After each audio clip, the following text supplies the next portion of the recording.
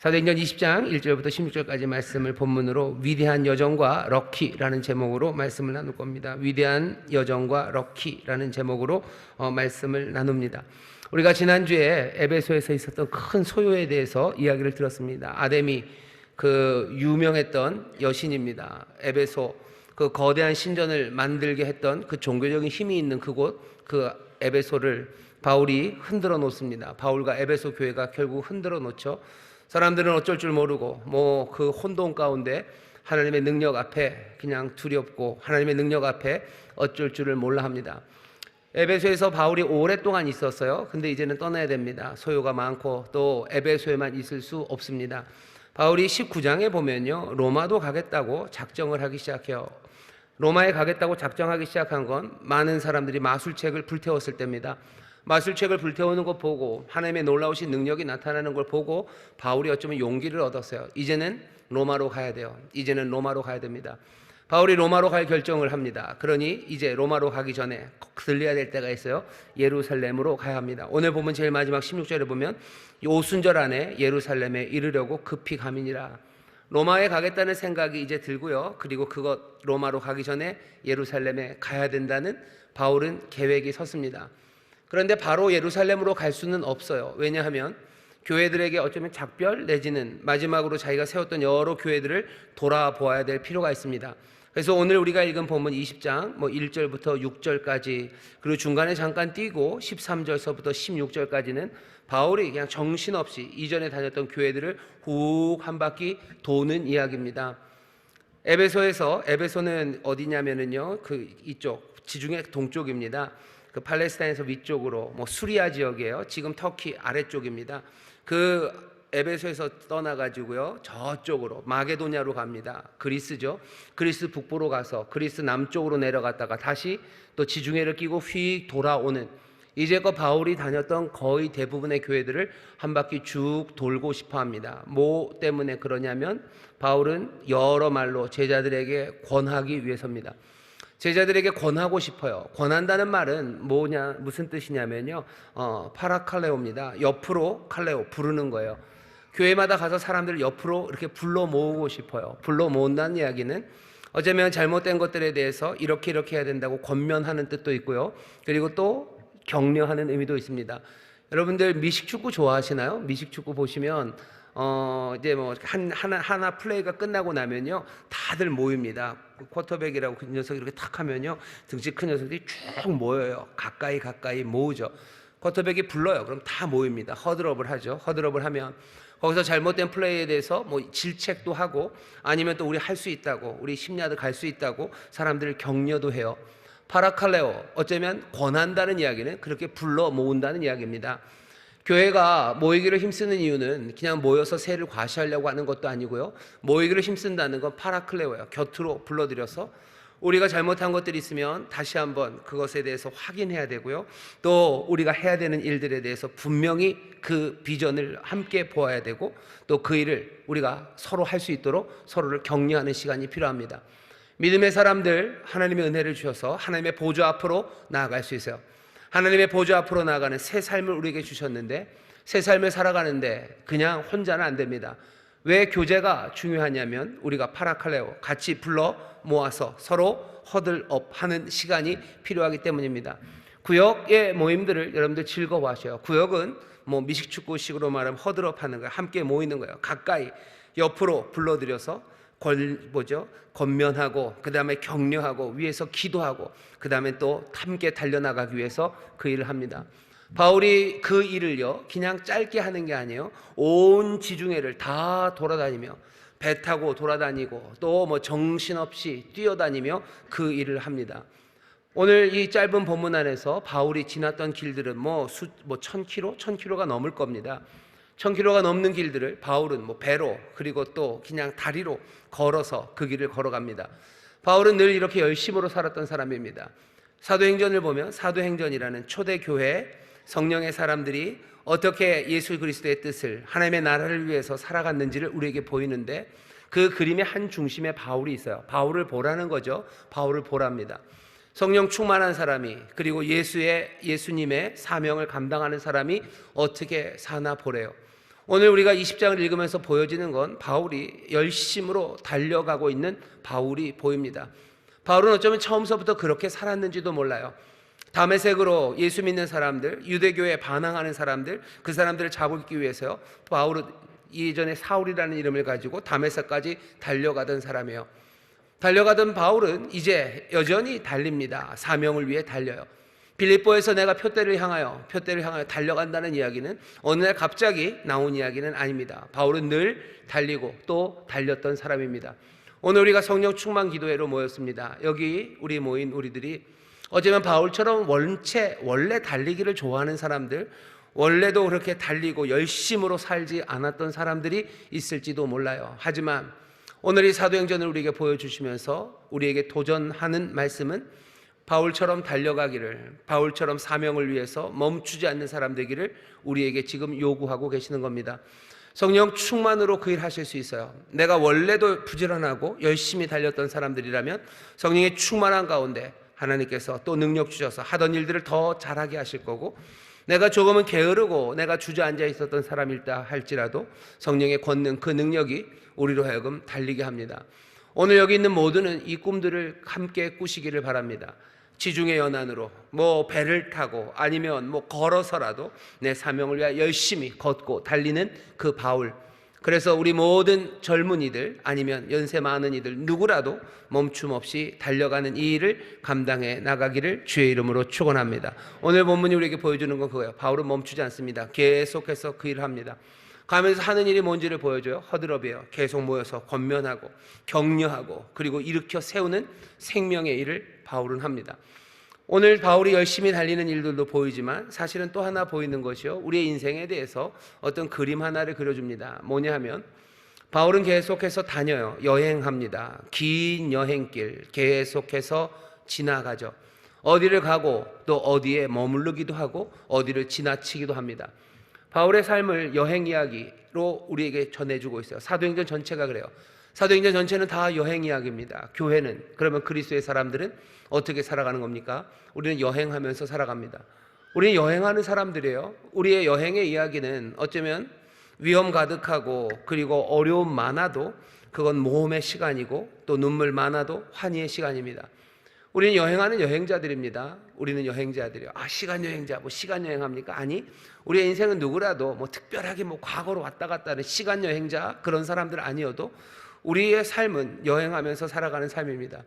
성경은 우리에게 여행하는 이야기들을 들려줘요. 구약의 모세오경을 보면 그 몽땅 다 여행하는 이야기입니다. 아브라함에서부터 점점 여행을 하죠. 그리고 이스라엘 백성, 하나님의 백성이고 하나님의 자녀가 된 그들이 애굽에서 나와서 어디로? 약속의 땅으로 들어가는 그 이야기가 모세오경의 이야기입니다. 정말 들어갔는지 안 들어갔는지 신명기가 끝날 때까지는 알 수 없어요. 그 뒤에 이야기를 아니까 그들이 들어간 거를 알죠. 사도행전도 마찬가지입니다. 계속해서 여행의 이야기입니다. 여행의 이야기요. 어떤 여행입니까? 여기 사명을 받은 사람들이 그 사명이 우리에게 보여준 그 프로그램, 그 시작서부터 끝까지 그 길을 걸어가요. 처음 사도행전 시장에 그렇게 돼 있죠. 예루살렘과 유다와 사마리아 땅끝까지 이르러서 내 증인이 된대요. 성령이 너에게 마시면 너희가 권능을 받고 이렇게 된다라고 시작에서 선포한 그 그림이 있어요. 사도행전은 그 여행을 합니까? 예, 그 여행길을 여기 사도 바울이 걸어가고 있습니다. 정말로 다 마쳤습니까? 땅끝까지 갔습니까? 땅끝이라는 이야기는 나오지 않아요. 어디 가야지 땅끝입니까? 해남에 가야 땅끝인가? 아니면 아프리카 남쪽 희망봉에 가야 땅끝입니까? 아마 여기 사도행전이 말하는 건 로마입니다. 왜 로마요? 고대 모든 길들은 다 로마로 향해요.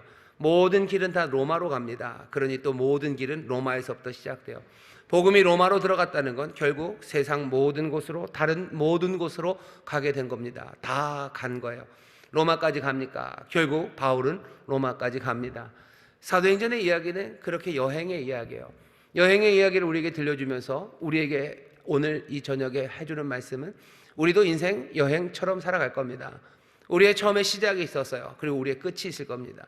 우리의 끝은 어떻게 될 것 같으셔요? 우리는 집에까지 가겠습니까? 위대한 이야기들은 다 여행의 이야기들이요. 반지의 제왕, 프로도가 그 반지의 제왕 그거 해가지고 결국은 집으로 돌아오며 이야기가 끝나죠. 오디세이 거기도 마찬가지요. 파란만장하게 살았던 이타카의 왕은 결국 자기 집으로 돌아갑니다. 사도행전 그 끝을 갑니까? 우리의 인생은 우리의 인생의 끝에 우리의 집에 갑니까? 내가 살아가는 삶은요, 여행의 삶이 될 겁니다. 가다가 온갖 사람들을 만날 거고, 이런 사람들 저런 사람들을 만나기도 하고 지나치기도 할 거예요. 그 지나치는 모든 삶들은 방황하는 삶이 아닙니다. 우리는 가야 할 곳이 분명한 사람들이에요. 이타카의 왕 오디세이가 자기의 집에 가야 되는 것처럼, 여기 바울이 열심히 달리는데 향방 없이 뛰지 않아요. 그냥 인생은 열심히 사는 거에 다다라고 생각하지 않아요. 가야 할 곳, 그 로마를 향해서 이 바울은 걸어갑니다. 우리의 삶의 길이 예수님 우리에게 얘기하셔요. 너희는 어디로 가는지 알지? 그리고 어디에 가는지 아니? 어디로 가는지 그 길도 알지라고 물으셔요. 도마가 모른다고. 어디로 가시는지도 모르는데 우리가 가는 길을 어떻게 알겠삼나이까? 라고 묻습니다. 그때 예수님 대답해 주셔요. 염려하지 말아라. 보혜사 성령이 너희를 인도하실 거예요. 내가 어디로 가는지 다시 설명해 줄 거예요. 그리고 가는 길을 알려주신답니다. 성령님 우리에게 오셔서 우리가 가야 하는 그곳이 어딘지 알려주셔요. 가야 하는 그 길이 어딘지를 알려주십니다. 그리고 우리는 우리의 인생의 이야기를 알아요. 우리는 집에 갑니까? 우리는 집으로 갈 거예요. 어떻게 확신합니까? 우리를 끝까지 인도하셔서 우리의 아버지께로 인도하시는 그 놀라우신 우리의 맏형 되시는 예수 그리스도, 하나님의 아들이 육체를 입어서 우리의 형제 되는 것을 부끄러워하지 않으셨던 분, 기꺼이 우리의 형제가 되고 우리의 형아가 되셔서 우리를 아버지께로 인도할 우리 주님이 우리를 인도하시기 때문입니다. 우리의 인생에 대해서 여행하는 인생입니다. 우리는 이렇게 힘들게 뛸 거예요. 바다로, 산으로 뛸 겁니다. 이 사람 저 사람 만나게 될 거고 온갖 일들 만나게 될 거예요. 하지만 정말로 주님 함께 하시고 주의 영인 성령의 능력으로 우리는 어디까지, 우리가 가야 할 그곳, 우리가 다다를 그 집에 우리는 이르를 겁니다. 파란만장한 이야기들이 우리 앞에 있어요. 오디세이의 이야기, 아니면 프로도의 이야기, 아니면 여기 사도 바울의 이야기, 그리고 우리 앞선 믿음의 조상들의 이야기입니다. 우리가 사랑했던 장로님들의 이야기예요. 우리가 사랑했던 권사님들의 이야기고, 우리 앞서 먼저 주님의 품에 안겼던 많은 우리의 신앙의 선배들의 이야기입니다. 그들의 삶의 시작이 그리고 끝이, 그 가운데 주의 인도하심이, 성령의 능력이 그들이 걸어갔던 삶 모든 것들을 아름답게 만드시고 가야 할 그곳에 안겨 지금 계신 것을 우리는 압니다. 바울이 걷습니다. 우리도 걸어요. 유행가도 있죠. 오늘도 걷는 나만은, 그러면서요 우리도 걷습니다. 정처 없이 걷지 않아요. 방향 없이 걷지 않습니다. 성령의 충만함을 오늘 기도하셔. 성령 충만한 가운데 뭐가 생겨야 돼요? 우리가 가야 하는 그곳에 대한 분명한 소망들 생기시고, 또 그곳에 가는 그 길에 내가 해야 되는 일들, 내가 가는 그 길들 아셔야 돼요. 허드럽하고 사람들 격려하고 예수 그리스도가 우리에게 맡기신 사명, 그 사명 감당하며 우리는 걸어갈 겁니다. 오늘 온 가족이 성령 충만함 받는 귀한 날 우리가 모였어요. 뭐 하신다고요? 우리로 달려가게 하실 거예요. 열심으로 달려가는 사람들, 부지런하게 달려가는 사람들 만드실 거고, 어디로 가는지, 그리고 또 우리가 왜 사는지 성령님 우리를 인도해 주십니다. 오늘 인생의 방향에 대해서 내가 어디로 가야 되는지 그거 까먹어서 내 인생에 힘이 빠진 이들 다시 한번 성령의 충만함을 받으셔. 성령 안에서 성령이 부르시는 은혜와 그 감동 안에서 내가 걸어가야 될 그 길들, 내가 다다를 그곳을 분명하게 보이십니다. 어느 한 사람도 길 잃어버리지 마시고 어느 한 사람도 소망 잃어버리지 않는 분들 되시기를 주의 이름으로 축원합니다. 성령님이 오늘 그 일 주실 거예요. 여러분, 성령님께서 오늘 우리에게 가야 할 곳, 가야 할 길을 보이시면 우리의 마음에 새 믿음이 생깁니다. 두려움이 없어요. 염려가 없어요. 왜 사람들이 불안하고 염려합니까? 불안하고 염려하는 이유는 그 미래에 잡혀가기 때문이에요. 미래에 잡혀가는 거예요. 내일이면, 아니면 시간이 지나면 내 앞날은 내 모든 것들을 빼앗아 가겠죠. 내 젊음을 빼앗아 갈 겁니다. 내 삶의 안정을 빼앗아 갈 거예요. 그러니 내일과 미래가 나를 잡아가는 겁니다. 미래가 잡아가니 불안한 거예요. 나는 점점 잃어버리는 게 많을 거예요. 그러니 세상은 불안하고 염려로 가득합니다. 하지만 우리는 미래에 잡혀 살아가는, 끌려가는 사람들 아니에요. 우리는 어떻게 살아가는 사람들입니까? 그 소망, 미래의 그 소망이 우리를 가득 채워서요, 우리는 그 미래를 끌어안고 사는 사람들이지 미래에 끌려가는 사람, 잡혀가는 사람들이 아닙니다. 성령이 우리에게 충만하게 임하셔서 그 소망을, 우리가 가 다다를 곳, 그곳에 대한 꿈들을 우리에게 가득 채우실 거예요. 그 가운데 우리의 불안과 염려들이 하나씩 하나씩 눈 녹듯이 사라집니다. 내일에 나는 잡혀 살지 않아요. 나는 소망, 그 소망이 나를 붙잡는 거지 내일이 나를 붙잡아 살지 않습니다. 성령 안에서 오늘 성령 충만한 가운데 모든 불안과 염려가 사라지게 될 줄 믿습니다. 방황이 그쳐지게 될 줄 믿습니다. 불안과 염려 사라지면 내가 지금 해야 될 것들이 보이기 시작해요. 여기 학생들 많은데 내일이 불안하고 염려되면 온갖 이상한 것들 합니다. 하지만 내가 내일이 불안하고 염려되지 않아요. 나는 내일이 소망으로 가득 찹니다. 그럼 내가 오늘 해야 될 일들을 단단하게 그리고 분명하게 해 나갈 수 있습니다. 방황하지 않아요. 염려 없으면 방황하지 않습니다. 어떻게 될지 모르고 불안하니 이것저것 찔러보는 거예요. 이것도 해보고 저것도 해보고 주저앉기도 하고 어쩔 줄을 몰라 하죠. 하지만 소망이 분명한 사람들, 그 사람들의 삶은 단단해요. 내가 해야 될 공부가 뭔지 알아요. 내가 지금 애쓰고 내가 지금 걸어가야 될 그 길이 뭔지 압니다. 성령님 충만히 임하시면 우리에게 그런 복을 주십니까? 예, 그런 복을 주십니다. 성령님 우리의 보혜사가 되셔 진리의 영이셔 우리에게 생명을 분명하게 충만하게 만드시는 귀하신 성령님입니다. 오늘 성령의 충만함을 위해서 기도하셔 열심으로 살아가기 시작할 거고, 그리고 앞날에 대한 불안과 염려 대신에 소망으로 단단하게 걷는 이들 되게 하십니다.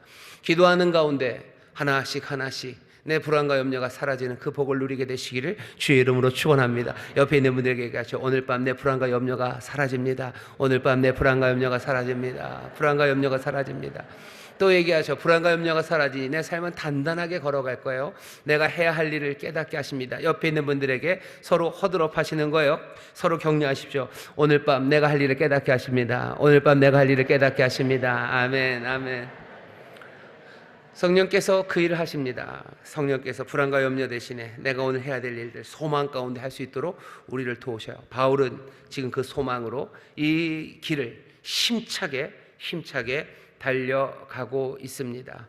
이 삶을 우리도 마다 누리라고 오늘 이 말씀을 들려주고 계십니다. 바울은 지금 오순절 전에 예루살렘으로 가고 싶어요. 왜 그런지 아십니까?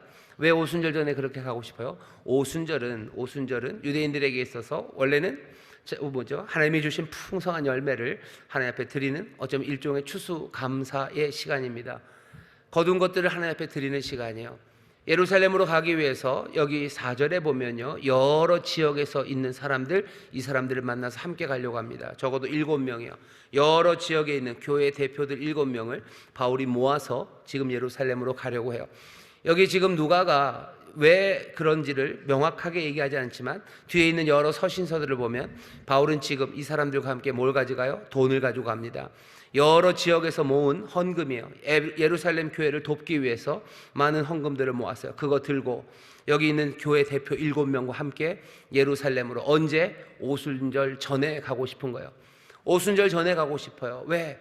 여기 이것이 하나님 앞에 드리는 내 추수한 곡식들입니다. 교회가 세워지게 하셨어요. 하나님이 주신 은혜로 교회가 세웠고 그 교회마다 정말로 말씀하신 대로 이제 하나님 안에서 형제 자매가 되어 그 사랑으로 모은 물질이에요. 이 모든 것들은 하나님 앞에 감사로 드릴 만한 겁니다. 그러니 바울이 빨리 가고 싶어요. 오순절 전에 가서 정말로 이 일을 하나님 앞에 드리고 싶은 거예요. 또 왜 오순절 전에 가고 싶습니까? 처음에 그 이야기예요. 오순절 하나님의 영 권능이 임했던 그 시간, 하나님 말씀대로 복음이 증거되어서 예루살렘, 유다, 사마리아 땅끝까지 지금 약속하신 바가 이루어져요. 약속하신 하나님의 역사가 여기 지금 이루어졌다는 것, 하나님 앞에 드릴 만한 것, 그것 가지고 지금 바울은 어디 예루살렘으로 오순절 전까지 달려가고 싶어 하는 겁니다. 바울의 이 마음을 보셔요. 이 마음은 어떤 마음입니까? 정말로 삶의 모든 여정들이 목적 없지 않아요. 삶의 모든 움직임들의 의미를 갖고 있습니다. 무의미하게 움직이지 않아요. 바울은 의미 있게 움직입니다. 열심히 뛰는데 일단 열심히 뛰고 보겠다고 하는 게 아니에요. 가야 되는 이유가 분명합니다. 이 사람들 데리고 나는 예루살렘까지 오순절 전에 도착할 거예요. 하나님 앞에 영광 올려드려야 돼요. 약속하신 대로 여기 복음의 씨앗이 뿌려지니 100배, 60배, 30배 열매 맺는다고 하셨는데 여기 그 열매가 있죠. 그러니 내가 이거 하나님 앞에 드리기 위해서 나는 오순절 전에 예루살렘에 당도하기 위해서 나는 달립니다. 인생에 목적 없이 달리는 사람들 많아요. 그냥 목적 없이라도 달리는 게 그게 의미라는 사람들 많습니다. 하지만 바울은 그렇게 달리지 않습니다. 우리는 그냥 하늘을 향하여 열심히 주먹질하는 사람들이 아니에요. 그냥 열심히 주먹질하면 그게 인생이다. 아니요, 향방 없이 뛰지 않아요. 그냥 허공을 향하여 주먹질하지 않습니다. 내가 달려가야 될 그 길, 내가 가야 할 그곳, 내가 그것을 알고 달려가는 사람이에요. 인생의 의미를 모르는 사람들이 얼마나 많습니까? 성령이 우리에게 오셔서 주시는 권세, 성령님이 우리에게 주시는 능력은요, 우리 인생의 의미를 아는 능력입니다. 내 삶이 지금 어디에 있고 어떤 의미로 있는지 그것들을 깨닫게 하시는 거예요. 이건 얼마나 중요한지 모릅니다. 요즘 세상 살아가는 사람들이 인생의 허무 때문에 얼마나 몸부림치는지 몰라요. 인생이 너무 허무해요. 내가 애쓰고 수고하는데 도대체 이게 뭘까 하는 거죠. 나는 지금 여기 왜 있는지, 나는 누군지, 난 여기서 지금 뭐 하고 있는지, 내 인생의 의미가 뭔지 그것들을 찾지 못하는 사람이 너무 많습니다. 인생의 의미는 내가 내 안에서 길어 올리는 것 아니에요. 인생의 의미는 늘 바깥에서부터 오는 겁니다. 사람들이 요즘 뭐 의심의 해석학 그래가지고요, 뭐 이런 책을 읽어도 이거의 텍스트의 의미는 내 안에 있다고 얘기해요. 그게 얼마나 허무한 얘기입니까? 텍스트가 여기에 있지 않아요. 내 안에 있다고 말해요. 아니, 의미는 내 안에 있지 않아요. 의미는 바깥에 있어야 됩니다. 그래야 내가 흔들림 없이 살아갈 수 있어요. 내 안에서 길어 올려야, 그래야지 내가 흔들림 없을 거라고 얘기하는데 아니요, 그렇지 않습니다. 내 안에서 내가 끌어올려봐야 나는 그냥 스스로 넘어질 수밖에 없어요. 내 안에서 끌어올려봐야 허무밖에 나올 게 없습니다. 의미는 바깥에 있어야 돼요. 성령님이 우리에게 오셔서 성령님이 우리에게 의미를 알게 하셔요. 내 인생의 의미는 바깥에 있습니다. 내 인생의 의미는 주께 있어요. 내 인생의 모든 의미는 내 하나님, 내 아버지께 있습니다. 사람들은 그걸 무슨 노예의 삶이라고 그래요. 노예의 삶이지. 아니요, 노예의 삶 아닙니다. 노예의 삶이 나쁜 건 왜 그런 거예요? 그건 비굴하기 때문이에요. 노예의 삶이 나쁜 건 그게 자유가 없기 때문이에요. 하지만 내 하나님과 내 주님께서 내 삶의 의미가 되시고 인도하실 때 그 삶이 비굴합니까? 아니요, 그 삶이 오히려 더 용감해요. 내 안에서 의미를 길어올릴 때 사람들은 비굴해지는 거예요. 왜? 내 한계를 내가 알기 때문에 내 삶의 의미는 내 한계 안에서 정해집니다. 내가 얼마나 못나고 약합니까? 그러니 나는 비굴함을 내가 택할 수밖에 없어요. 하지만 내 밖에 있는 크신이가 내 삶의 의미를 정할 땐 내 한계 넘어서를 늘 말씀하셔요. 그러니 비굴하기는커녕 용감하고요, 비굴하기는커녕 상상할 수 없는 모험으로 살아가게 하시는 것, 그게 주가 우리를 부르시는 부르심이에요. 사람들은 내 안에서 의미를 찾아내야지, 그래야지 아니요, 여기 주님을 따르는 그 삶이 훨씬 더 용감한 삶입니다. 내 안에서 길어내야 내가 자유함을 누린다고? 아니요, 내 안에 내가 갇힐 뿐이에요. 내 안에 있는 모든 죄악과 내 약함에 갇힐 뿐이에요. 내 한계에 갇힐 뿐이죠. 하지만 한계 없으시는 분이 나를 부르시니 나는 그 한계 없음 가운데 자유함으로 나는 달려나갈 수 있는 겁니다. 성령의 충만함을 구하셔요. 성령의 충만함을 구하셔서 성령님 우리에게 오시면 우리의 삶의 의미를 분명히 깨닫게 하십니다. 여러분들, 이 놀라운 선물이 오늘 이 밤에 임할 줄 믿습니다. 어쩌면 젊은이들이 이 의미를 받아야 돼요. 아니, 젊은이들만 아닙니다. 연세 많으신 분들 이 삶의 의미를 받으셔야 돼요. 왜? 내 인생의 삶의 의미는 몽땅 다 달아 없어진 것 같죠. 고무지우개처럼 다 써서 이제 남은 게 아무것도 없어요. 허무한 거죠. 난 다 살았죠. 이제 남은 것 아무것도 없습니다. 내 안에서 길어내봐야 길어내볼 게 뭐가 있어요? 나는 이제 체력도 떨어졌어요. 그러니 뭐 체력적으로 할 수 있는 것도 없고, 난 예전처럼 머리도 팽팽 안 돌아갑니다. 그러니 뭐 할 수 있는 것도 없고, 심지어 나는 이제 은퇴를 했어요. 그러니 나에게 고정적인 수입도 없습니다. 내 안에 길어낼 만한 나의 의미는 다 달아 없어진 그 지우개처럼 그냥 다 버려졌는데, 오늘 이 시간에 성령님께서 우리 연세 많으신 분들에게 임하시면 내 삶의 의미를 다시 한번 깨닫게 하실 거예요. 내가 지금 뭘 할 수 있습니까? 나는 지금 내 삶의 의미는 뭡니까? 내 안에서 길어낸다고요? 나를 살피면 보인다고? 아니요. 오늘 성령님이 임하시면 성령께서 꿈을 주셔요. 환상을 보게 하셔요.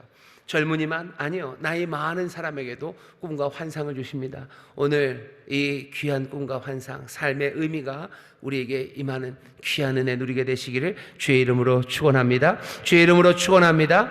세 가지 얘기했어요. 여행입니다. 어떻게 해요? 열심히 갈 겁니다. 열심히 갈 수 있는 그 투지를 우리에게 주실 거예요. 또 성령님, 우리를 다다르게 하시니 모든 염려 그리고 불안 다 내려놓게 하실 거예요. 세 번째 뭡니까? 우리에게 꿈과 환상을 주셔서 삶의 의미가 뭔지 아시게 하실 거예요. 내가 하는 수고가 의미 없는 수고가 아니라 의미 있는 수고, 땀 흘림이 되게 하십니다. 무엇을 주실지 기대하십시오. 그리고 여러분들 성령의 인도하심과 그리고 주시는 선물을 기쁨으로 받으시기를 주의 이름으로 축원합니다. 내 삶의 의미를 알려주실 때 에이 그건 아니라고 얘기하지 마세요. 내가 판단할 거 아닙니다. 은혜로 주시는 거예요. 선물로 주시는 거예요. 오늘 기도하는 가운데 제가 분명히 확신합니다. 여러분들에게 삶의 의미를 주셔서 내 소망을 주셔서 내가 하는 일들이 어떤 의미인지를 분명히 보시고 의미 있는 곳으로 달려가게 하실 거예요. 그 일 달려갈 수 있도록 힘을 주시고 열정을 주실 거고요. 그리고 그 일에 가로막는 모든 불안과 염려 다 녹아내리게 하실 겁니다. 오늘 성령 안에서 정말로 새롭게 달려가는 새 꿈들을 꾸시고 기쁨으로 찬송하게 되시기를 주의 이름으로 축원합니다. 위대한 여정이요. 성령님은 우리를 위대한 여정으로 인도하십니다. 우리의 삶을 위대하게 만드셔요. 그렇게 멋지게 걸어가는 사람들, 어쩌면 반지의 제왕의 프로도처럼 아니면 오디세이의 그 오디세이처럼 그렇게 우리를 만들어 가실 거예요. 아니 어쩌면 이 땅을 살아가는 동안에 성실함으로 달렸던 바울처럼, 아니 이 땅의 모든 여정을 완수하시고 그 영광과 기쁨 가운데 서셨던 우리 놀라우신 주님처럼 하늘에서 내려와 다시 하늘로 가는 그 긴 여정, 그 아름다움을 우리에게 보이셨던 것처럼 성령 안에서 우리의 인생이 위대한 여정이 될 줄 믿습니다. 열심으로, 그렇죠? 불안과 염려 대신에 의미 있는 발걸음들, 그 발걸음을 만드셔요. 자, 위대한 여정입니다. 그런데 럭키는 뭡니까? 럭키는 중간에 이야기 하나가 끼어져 있어요. 7절입니다. 이 거대한 여정의 이야기 사이에 어떻게 보면 아주 가볍고 어쩌면 마음 따뜻한 이야기 하나가 들어있습니다. 안식 후 첫날에 7절입니다. 우리가 떡을 때려 하여 모였더니 드로아에서 일어난 일입니다. 바울이 이튿날 떠나고자 하여 저희에게 강론할세 말을 밤중까지 계속하며 드로아에 일주일간 머무는데요. 바울이 드로아에 가만히 있지 않습니다. 거기서 말씀을 전해요. 말씀을 전합니다. 짧게 있을 거예요. 그리고 다음 날 이제 떠날 겁니다. 그러니 이 밤이 지나면 이제 떠나갈 거예요. 드로아에 있는 사람들에게 바울이 그러니 할 말이 얼마나 많습니까? 그러니 점점점 말이 길어져요. 목사님들은 이 본문 좋아합니다. 왜냐하면 예배 시간에 설교 시간에 조는 사람들한테 할 수 있는 말이에요. 유두고 떨어져서 죽는다, 졸면 죽는다, 뭐 이런 거죠. 졸면 죽는다. 여기 유두고라는 젊은이가 있습니다. 유두고라는 젊은이가 있어요. 유두고라는 이름이 일부러 갖다 놓은 것 같아요. 유두고 그러면 유입니다. 그리고 2K 그래서요. 유는 좋은 뜻, 좋다라는 뜻이에요. 그래서 여러분들 뭐 유타나시아 그러면 안락사입니다. 타나토스 그러면 죽음이에요. 좋은 죽음, 안락사 이렇게 유가 굿 좋다는 뜻이고요. 뒤에 유두고 할 때 이 2K 이런 얘기는요. 뭐냐면 운명 뭐 이런 뜻이에요. 그러니까 좋은 운명입니다. 운이 좋은 녀석이에요. 이 유두고라는 이름은 보통 노예들의 이름입니다. 어떻게 이름만 보고 압니까? 어떻게 이름만 보고 알기는요. 성경 말고도 그 당시에 여러 책들이 있죠. 거기 보면 유두고라는 이름들이 좀 나옵니다. 그럼 다 무슨 이름이에요? 노예들의 이름이에요. 우리나라 돌쇠라는 이름 딱 나오면 바로 종, 노비라고 생각하는 것과 똑같습니다. 우리나라는 돌쇠예요. 왜 종들을 돌쇠라고 불렀을까? 돌처럼 단단하게 살아가라고 그랬겠죠. 아니면 마당쇠 이렇죠. 마당 잘 쓰려고 마당쇠인지 어쨌든 마당에서 살아서 마당쇠인지 돌쇠, 마당쇠. 유두고는 왜 유두고라는 이름을 붙였을까? 그런 거죠. 너 우리 집에 온 거 정말 행운인 줄 알아라. 이런 뜻인 것 같아요. 유두고. 너 우리 집에 온 거 정말 행운인 줄 알아라. 아니면 너 우리 집 복덩이가 됐으면 좋겠다. 운 좋은 녀석. 그렇게 운 좋은 녀석. 유두고입니다. 그래서 영어로 한다면 럭키예요. 럭키. 내 이름은 럭키야. 운 좋은 녀석, 운 좋은 녀석. 유두고라는 사람입니다. 노예입니다. 노예가 하나님을 섬긴다는 게 어떤 의미인지 우리는 알아요. 안식 후 첫날입니다. 우리식으로 말하면 일요일, 우리식으로 주일입니다. 안식 후 첫날 교회가 모입니다. 안식 후 첫날, 그러니 토요일이 아니라 주일에 모이는 건 여기서 확인이 됩니다. 왜 안식 후 첫날에 모이죠? 예수님이 부활하신 날이기 때문에 그래요. 교회는 안 씻고 첫날 모입니다. 그러니 소위 말하는 일요일 날 모여 예수님 부활하신 그날에 모입니다. 그날이 지금처럼 다들 노는 날이 아니에요. 물론 주인들은, 부유한 사람들은 매일 놀 수 있죠. 하지만 노예는 아닙니다. 일요일이라고 쉬나요? 아니요, 못 쉽니다. 그러니 보통 교회가, 초대교회 사람들은요, 주일날 아침 일찍 모입니다. 아침 일찍 모여요. 어쩌면 일하러 가기 전에 모여요. 아니면 일 끝나고 밤에 늦게 모입니다. 늦게 모여서 예배를 합니다. 아마 이날도 늦게 모인 것 같아요. 유두고는 낮에 내내 노예고 종인이 일하고 왔겠죠. 일했으니 얼마나 피곤합니까? 피곤해서 와서 밤에 하나님 앞에 예배하라고 모였어요. 근데 바울의 말이 점점 길어집니다. 그러니 졸만도 하죠. 3층 누각 위에 등불을 많이 켰어요. 유두고는 창틀에 앉아 있습니다. 어쩌면 졸려서 바람 쐬려고 앉아 있을 수도 있고요. 아니, 어쩌면 그 누각에 사람이 많이 모였죠. 바울이 왔어요. 바울이 내리면 떠납니다. 내리면 떠나가요. 그러니 사람들이 더 많이 모일 수밖에 없어요. 많이 모인 사람들을 보니 또한 바울은 하고 싶은 말이 많아요. 그러니 말이 길어집니다. 바울이 여기서 무슨 말을 하느라고 이렇게 말이 길어졌을까 궁금하시죠? 여기 나와 있지는 않아요. 하지만 분명히 짐작할 수 있습니다. 누가는 바울이 지금 이 드로아에서 마지막 밤 이 설교가 어떤 설교인지 우리에게 줄 수 있는 모든 힌트를 줍니다. 드로아에 도착한 게 6절에 보면 우리는 무교절 후에 빌립보에서 배로 떠나 닷새 만에 드로아에 있는 그들에게 가서 이레를 머무르니라. 안식 후 첫날에 우리가 떡을 때려 하여 모였어요. 무교절 지나고 그래서 어떻게 해요? 드로아에서 배를 타고 그리고 빌립보에서 배를 타고 드로아에 왔어요. 무교절은 유대인식으로 말하면요, 니스안월 15일입니다. 유대교식으로 1월 15일이 무교절이에요. 무교절 바로 앞날 1월 14일이 유월절입니다. 우리 예수님이 언제 돌아가셨는지 아시죠? 6월절 식사를 하셔요. 6월절 식사를 하시고 그 다음날 돌아가셨어요. 그리고 바로 안식 후 첫날에 예수님 부활하셨습니다. 오늘 여기 7절에 있는 안식 후 첫날은 어쩌면 그 안식 후 첫날일 수도 있고요. 달력에 따라 조금 달라지겠지만 그거보다 한 주 뒤일 수도 있어요. 하지만 누가는 거기에 대해서 이게 정말로 그날 우리가 부활절처럼 지키는 유월절이 지나고 바로 그 다음 안식 후 첫날인지 일주일쯤 지나서 안식 후 첫날인지 그것까지 얘기해 주진 않아요. 일부러 얘기하지 않아요. 그냥 남겨진 말은 뭡니까? 그냥 무교절 후 그리고 안식 후 첫날 그 이야기만 우리에게 들려줍니다. 안식 후 첫날 예수님 부활하신 날이에요. 오늘 여기 바울이 이 밤에 마지막으로 했던 이야기는 어쩔 수 없어요. 복음의 이야기입니다. 예수님 죽으시고 예수님 부활하신 그 이야기 전할 수밖에 없어요. 왜? 안식 후 첫날 무교절이 지나고 이레가 지내서 이레 동안 머무는 동안에 안식 후 첫날 그날에 지금 전하는 복음이니 부활의 이야기일 수밖에 없습니다. 죽음과 부활에 관한 이야기가 전해지고 있어요. 그리고 또 마침 거기에서 유두고가 떨어져서 죽습니다. 자다가 졸다가 떨어져서 죽었어요. 사람들이 죽었다고 난리가 났죠. 그랬는데 바울이 뭐라 그러죠? 내려가서 그 위에 엎드려 그 몸을 안고 말하되 떠들지 말라 생명이 저에게 있다 하고 살아났어요. 그럼 원래도 안 죽었는데 바울이 그냥 다시 한번 확인하니까 안 죽었다고 얘기하는 건가? 그건 아닙니다. 여기 지금 누가가 하는 말은요, 엎드려 그 몸을 안고, 이건 엘리야와 엘리사가 사르밧의 과부의 아이 그리고 또 수넴 여인의 아이를 엘리사가 살릴 때 했던 이야기예요. 아이들 몸 위에 몸을 똑같이 엎습니다. 그 위에 그러고서 안아서 다시 어머니들에게 돌려줘요. 그 이야기를 그대로 쓰고 있어요. 그 얘기 뭐죠? 유두고는 정말로 죽었습니다. 어쩌면 유두고의 이름이 전에는 유두고가 아니고 이 일이 있은 후에 유두고가 되었을 수도 있어요. 그만큼 유두고는 정말로 운 좋은 녀석이죠. 죽었다가 살아난 사람이에요. 바울이 살려냅니다.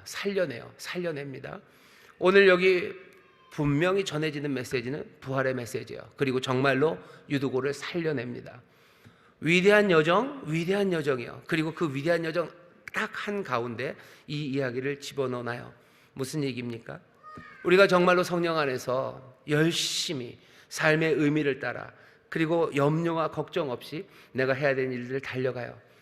우리의 인생은 그래서 위대합니다. 그 위대한 여정, 하지만 그 한가운데, 그 위대함 한가운데 뭐가 있어요? 유두고가 있어요. 럭키라는 어쩌면 그 종이 있어요. 정말로 죽어버린 아이예요. 얼마나 슬픕니까? 그냥 하루 종일 일하다가 와가지고 하나님 말씀 듣다가 그냥 너무너무 졸려서 떨어져서 죽은 럭키예요. 죽은 이 유두고를 어떻게 해요? 하나님이 능력으로 살려내는 이야기예요. 어떻게 보면 이 이야기는 굉장히 작습니다. 바울이 달려갔던 그 뭐 1000km, 수천 킬로가 되는 그 여정 가운데 너무 작은 순간, 너무 작은 삶처럼 보여요. 하지만 누가 우리에게 이거 보여주는 거야. 바울의 위대한 여정 그 한가운데 여기 럭키 요 유두고가 있어요. 삶에 정말로 필요한 문제예요. 가슴 아프고 슬픈 일이에요. 정말로 황당한 사건이에요. 그 사건이 어떻게 됩니까? 하나님의 능력, 하나님 그리고 예수 그리스도의 그 부활의 능력으로 삶이 변하는 그 이야기를 우리에게 들려줍니다. 위대한 여정, 그리고 창틀에 앉아서 떨어져서 죽은 어쩌면 우스운 이 유두고는 똑같이 여기 지금 사도행전에 기록되어 있어요. 어마어마한 이야기 한중간에 여기 어쩌면 가벼워 보이고 그리고 어쩌면 개인적인 이야기 하나가 여기 지금 들어가 있습니다. 성령의 충만한 가운데 넓은 이야기, 거대한 여정, 그 여정을 꿈꾸셔요. 또 성령의 충만한 가운데 집중해야 되는 작은 이야기, 그 이야기에 여러분들 마음을 다하셔요. 오늘 성령의 충만한 가운데 우리에게 소망을 주시고 우리 인생 여정 전체를 채우시는 그 가슴 벅참으로 채우실 거예요. 하지만 동시에 그 위대함 한가운데 어쩌면 내 삶의 작은 문제 하나들, 정말로 급박하게 지금 도우셔야 되는 그 도움의 문제들, 그 도움의 문제를 해결해 주십니다. 오늘 성령 충만하게 임하셔서요, 여러분들 기도하는 가운데 여러분들의 삶에 정말로 즉각적이고 실제적이고 개인적이고 정말로 긴급을 요하는 그 문제 하나하나가 해결되게 하실 줄 믿습니다. 성령의 충만한 가운데 기대하셔. 내 인생에 거대한 것 이루실 거예요. 그리고 내 삶에 지금 이 아픔과 이 작은 것 하나, 어떻게 보면 그 큰 것에 비하면 별것 아닌 것 같아도 성령께서는, 또 우리 주님께서는 그것들을 살피시고 도우십니다. 내 눈물을 닦아주셔요. 내 자녀의 눈물을 닦아주셔요. 온 인류의 눈물을 닦고 온 인류에게 소망을 주라고 우리를 부르셨으나 여전히 여기 작은 한 사람의 문제를 해결해 주십니다. 오늘 여러분들의 작은 문제 해결하시는 성령의 그 귀하신 은혜를 누리게 되시기를 주의 이름으로 축원합니다. 마지막으로 오늘 이 유두고의 이야기를 보면 하나 묘한 게 있어요. 뭐냐 하면 바울이 너무 쿨합니다. 죽은 사람을 지금 살렸어요. 원래도 죽지 않았을 거다. 아니, 그렇게 얘기하자면 죽었다고 돼 있어요. 죽었다고 누가 얘기하는 거예요? 누가가 얘기하는 겁니다. 누가는 의사예요. 지금도 사망 선고는 의사가 내립니다. 의사가 운명하셨습니다 라고 하는 거예요. 누가가 죽었다고 얘기해요. 정말로 죽었어요. 그리고 예전에 엘리야와 엘리사가 아이들을 살려내듯이 그렇게 살려냈어요. 그럼 이건 뭐죠? 죽은 사람을 살린 이야기입니다. 이건 프랭카드 걸어야 되는 이야기예요. 빵빠레 울려야 되는 이야기예요. 온 드로아에 거기 모여있는 사람들이 박수치고 난리라고 그 온 거리를 다니면서 죽은 사람이 여기 살아났다고 외쳐야 돼요. 근데 오늘 본문 보면 10절서부터 제가 읽어보겠습니다. 바울이 내려가서 그 위에 엎드려 그 몸을 안고 말하되 떠들지 말라, 생명이 저에게 있다 하고, 그 다음에 11절입니다. 올라가 떡을 떼어 먹고 오랫동안 곧 날이 새기까지 이야기하고 떠나니라.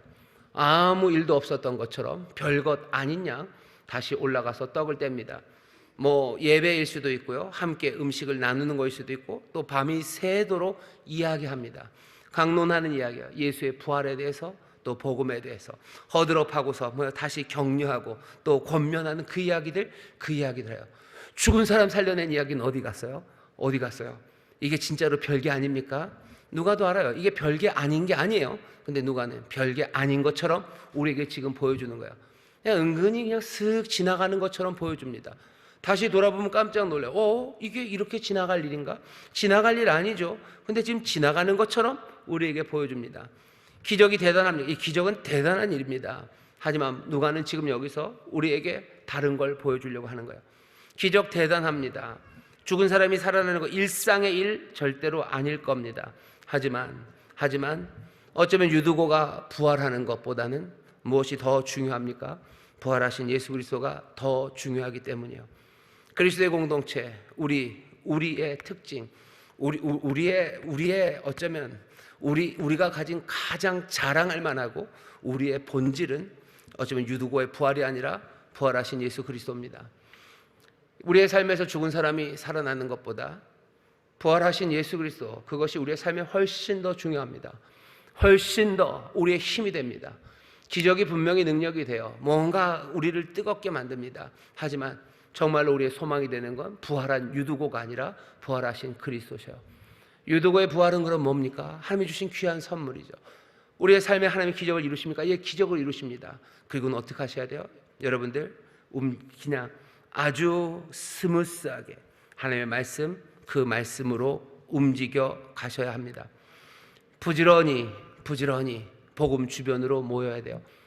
처음 설교 시작할 때 미식축구 얘기했는데, 미식축구 하면 뭐 이렇게 터치다운을 하죠. 쿼터백이 던져서, 아니면 뭐 러닝백이 뛰어서 터치다운을 해요. 난리가 나죠. 뭐 어마어마한 패스, 뭐 한 50야드, 50m짜리 패스를 던져서 뭐죠? 터치다운을 했어요. 그러고 나면 뭐 빵빠레하고 다 합니까? 아니요. 펄쩍펄쩍 몇 번 뛰어요. 하지만 다시 허드롭합니다. 왜? 킥해야 돼요. 다시 또 허드롭해서 뭘 해야 되는지 얘기하는 거예요. 하나님 우리에게 기적을 주십니다. 유두고를 살려주셔요. 하지만 그것이 우리의 삶의 본질은 아니에요. 기적 하나님이 우리에게 분명히 주십니다. 일상은 아니에요. 감사할 일이에요. 우리가 그거에 마음 빼앗기가 쉽습니다. 그러니 누가가 얘기하는 거야. 바울 봐라, 그거 아무것도 아니냐. 뭐 하는 거야? 떡을 떼고 다시 하나님의 말씀을 말하는 그 자리로 온다는 거예요. 복음 주변으로 모여야 됩니다. 부지런히 그리로 모여야 됩니다. 기적 그리고 말씀, 그것이 우리 가운데 넘쳐요. 오늘 이 밤 정말로 하나님의 은혜가 임해서 유두고가 살아나는 부활, 그 부활이 있어야 되고, 하지만 어쩌면 우리의 삶에 더 중요한 건 유두고의 부활이 아니라 부활하신 예수님이 더 중요합니다. 다시 한번 부활하신 주님, 그 능력, 그 소망, 성령님은 우리를 주께로, 진리로 인도하시는 분이셔요. 성령이 우리에게 기적을 가져다 주실 겁니다. 그리고 성령은 뭐 하셔? 결국은 우리를 그리스도께로, 오늘 우리 권사님들 찬양하셨죠? 주께로 가까이 인도하실 거예요. 아, 주께로 가까이 말고 그냥 유두고를 살려주시는 거, 그게 더 좋을 텐데. 아니요, 시간이 지날수록 유두고의 부활이 아니라 우리가 주께로 가까이 인도하시는 성령의 은혜와 능력이 우리의 삶에 더 중요함을 우리는 보게 됩니다. 오늘 이 밤에 여러분들 많은 것들 기대하십시오. 유두고를 살리신 능력, 성령의 능력 기대하셔요. 또 우리를 복음으로 주님께로 인도하시는 그 귀하신 성령의 능력을 기대하셔. 오늘 밤만은 아닙니다. 우리가 성령 충만함 받으면 우리의 삶에서 유두고의 부활의 기적이 나타나고, 또 유두고의 부활뿐만 아니라 부활하신 주님께로 우리를 가까이 인도하시는 성령의 인도하심이 우리와 함께 하실 줄 믿습니다. 2024년 우리 인천수 목의 모든 성도들이 정말로 성령으로 충만해서, 설교한 지가 너무 오래돼서 여러분 기억이 잘 안 나시죠? 위험합니다. 졸면 떨어집니다. 성령 충만해서 어떻게 하셔야 돼요? 바울처럼 멈춤 없이 성실함으로 달리고 또 성실함으로 수고하는 한 해가 되시기를 바라고, 또 바울처럼 정말로 염려와 근심, 불안 다 내려놓고 가야 할 곳을 아는 사람들답게 걸어가는 그런 성령의 사람들 되기를 바라고, 또 성령의 인도하신 가운데 내가 가야 되는, 내가 하는 모든 수고의 의미, 그 의미를 분명히 아는 그런 복된 사람들이 되기를 바라고, 내 삶에 하나님의 하나하나 행하시고 내 연약함과 내 개인적인 것들을 고치시는 그 기적을 체험하시기를 바라고, 또 성령님께서 그 가운데서 다시 한번 내 주님께로 인도하시는, 말씀 앞으로 인도하시는 성령의 인도하심 우리에게 분명해서 정말로 주와 함께 이 귀하고 아름다운 삶을 살아가는 우리 모두가 되게 하실 줄 믿습니다. 그런 청년들 되게 하실 줄 믿습니다. 그런 우리 학생들, 그런 우리 모든 어른 성도들 되게 하실 줄 믿습니다. 기도하겠습니다. 하나님 감사합니다. 여기 바울이 어떻게 자기의 신앙 그리고 자기의 선교의 마무리를 하는지를 우리에게 보이십니다. 하나님, 정말로 우리도 성령의 충만함으로, 열심으로, 염려와 불안 다 내려놓고 정말로 삶의 의미, 가야 할 곳, 그곳을 아는 사람들답게 하나님 성령 안에서 살아가길 원하오니, 오늘 이 밤 정말로 새 능력을 더하여 주옵시고 새 소망을 분명히 하여 주옵시며, 또 우리의 모든 염려 대신에 기적을 누리는 하나님의 사람들 되게 하여 주옵소서. 성령의 능력으로 기적, 또 성령의 인도하심으로 아버지 하나님 다시 한번 주님 앞으로, 말씀 앞으로 더 사모하며 나가는 우리들 되게 하실 줄 믿사오니, 오늘 성령께서 각 사람에게 은사를 주시되 정말로 필요한 은사, 필요한 선물 주셔서 다시 한번 하나님의 사람으로 온전히 서는 기적의 시간이 되게 하여 주옵소서. 감사드리며 예수님 이름으로 기도하옵나이다. 아멘.